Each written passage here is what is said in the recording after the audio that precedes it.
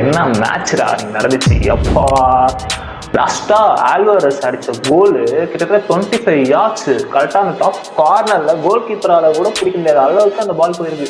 112 வரைக்கும் போயிட்டானுங்க. எல்லாரும் 1-1 இருக்காங்க. சுவிட்சர்லாந்து சரி அர்ஜென்டினா 1-1 இருக்காங்க. இதுல எவன் கோல் அடிக்க போறான்ற ஒரு சுச்சுவேஷன் தெரியாமலே இருந்துச்சு. இவனுக்கு ஃபுல்லா டிஃபென்ஸ் இறங்கிட்டாங்க. ஏன்னா ஒருத்தர் ரெட் கார்டு வாங்கிட்டாங்க சுவிட்சர்லாந்துல.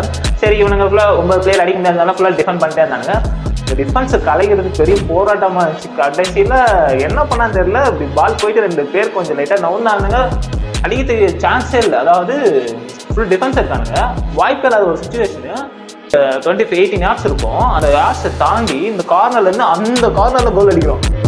இந்த பால் கோல் கீப்பர் நினைச்சாலும் பிடிக்க முடியாத அளவுக்கு அந்த பால் அப்படி போச்சு. எனக்கு என்னன்னா அதுல நார்வே vs இங்கிலாந்துல வந்து ஆலண்ட் கோல் அடிக்கல, இதுல அர்ஜென்டினா vs சுவிட்சர்லாந்துல மெஸ்ஸி கோல் அடிக்கல.